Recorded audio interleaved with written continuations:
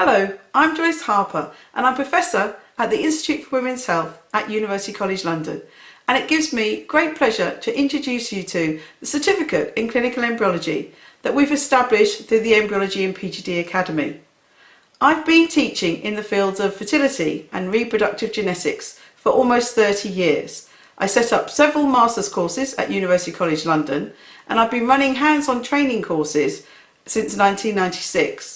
Alpesh Doshi has also been educating in the field of embryology for over 20 years, and together we've run many global hands-on workshops in various aspects of IVF and PGD. And we have an advisor to the certificate, Kay Elder, who I think, as you all know, is one of the main educators from Bourne Hall Clinic.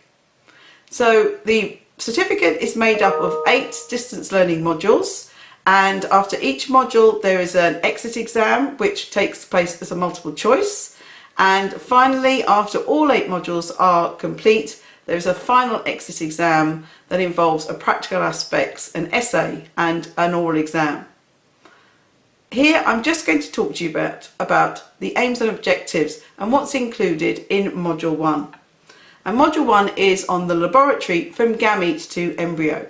And we thought it was really important for embryologists to start this certificate knowing the real theory and practical aspects of what they do every day in the IVF laboratory.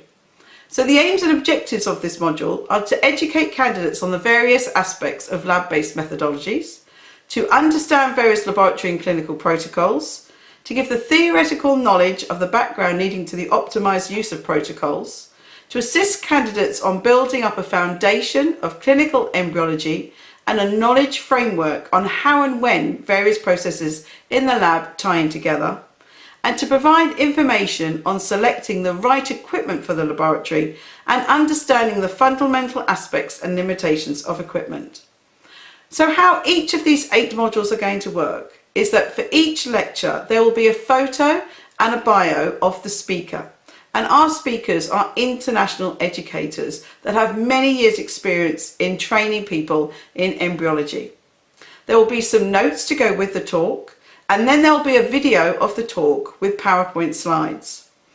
And finally, there'll be some multiple choice questions at the end of each talk for your revision. The majority of these videos have been made in the same way, with a video of the speaker and the PowerPoint.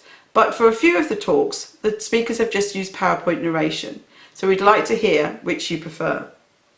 So we suggest the candidates watch each talk in order, and then when the module is complete, they need to let the Academy know, and then we will give them information about the exam. And we will try to make the exam as a location as near as we possibly can to where they are working.